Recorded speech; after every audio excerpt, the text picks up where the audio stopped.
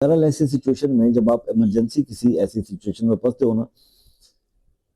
تو پھر لوگوں کی طرف رجوع کرنا چھوڑ دو، اللہ کی طرف رجوع کرنا شروع کر دو۔ اللہ تعالیٰ کسی کے دل میں ڈالے گا نا تو آپ کو خود بندہ آپ سے پوچھے گا